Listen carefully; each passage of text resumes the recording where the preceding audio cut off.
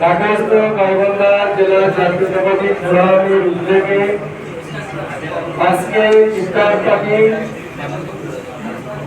সভাপতিত্ব করছেন আমাদের সবার সিনিয়র এবং সবার পরিচিত ডক্টর মিজানুর রহমান মাসুম ভাই।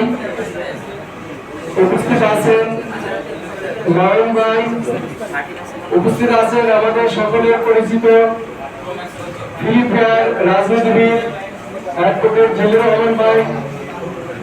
উপস্থিত আছেন আমাদের গাইবান্ধা জেলা মহিলা দলের সভাপতি ফরিদা ইয়াসমিন সুবহানা। উপস্থিত আছেন সাবেক ভাই সহ অসংখ্য নেতৃবৃন্দ এবং সামনে উপস্থিত আছেন আমার প্রাণ প্রিয়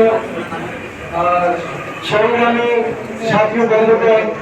আসসালামু আলাইকুম।